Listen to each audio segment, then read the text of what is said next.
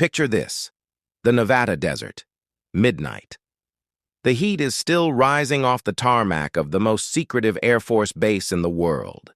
The only sound is the hum of the electric fences and the distant howl of a coyote.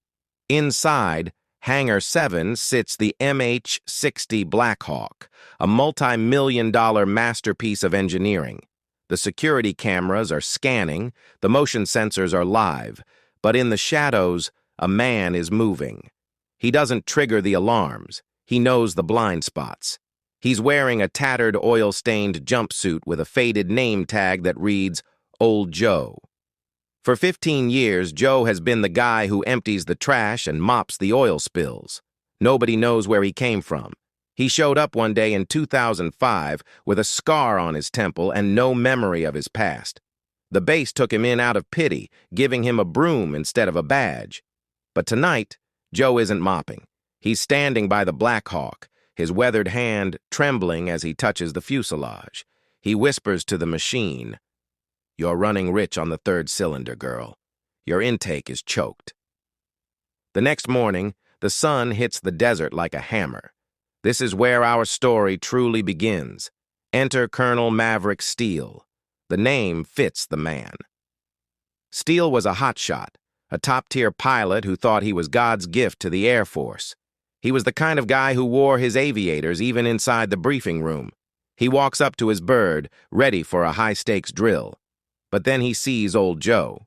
Joe is leaning against the landing gear, staring at the rotor blades. Steele barks, "Hey, garbage man, get your filthy hands off my bird. You're getting grease on a $20 million piece of Uncle Sam's hardware. Go back to the latrines where you belong." The ground crew chuckles. They've seen Steele humiliate people before. But Joe doesn't move. He looks Steele dead in the eye, blue eyes sharp as a hawk's, and says in a raspy voice, "Colonel, your transmission is vibrating at 400 hertz. If you take her up past 2,000 feet, your tail rotor is going to snap like a toothpick." Steele laughs so hard he almost chokes. "Listen to this. The janitor is a flight engineer now. Tell you what, Grandpa, if you're so smart, why don't you show us? If you can even get the APU started, I'll give you my paycheck for a year. Hell, if you can actually fly this thing, I'll marry you." A classic American military taunt. Joe doesn't say a word. He drops his mop. It hits the concrete with a loud clank that echoes through the hangar. He walks toward the cockpit. "Hey, I was joking! Stop him!" Steele shouts. 2 MPs, military police, move in, but Joe is faster. He slides into the pilot's seat like he was born there. Click, click, flip. His hands are a blur. He isn't looking at the manual. He's playing the cockpit like a grand piano. The turbines scream to life. Whir, whir, roar. The dust cloud hits the spectators. Steele's jaw hits the floor. Joe engages the rotors.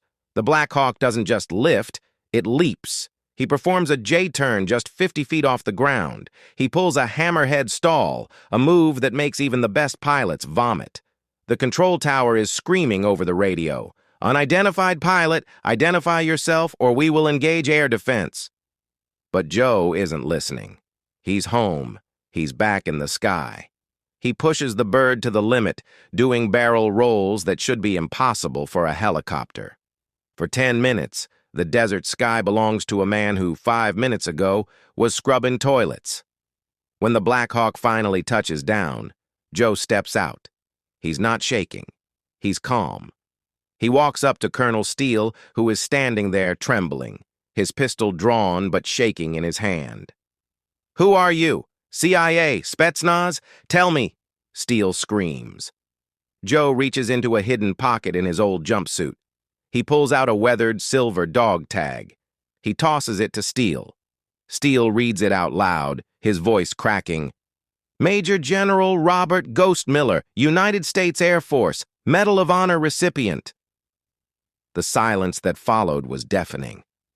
Robert Miller, the legendary pilot who vanished over Iraq in the 90s, the man who saved an entire battalion before his plane was blown out of the sky. He was a ghost, a myth.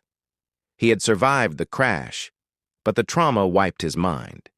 He had spent 20 years living as a janitor because the only place that felt like home was an Air Force base.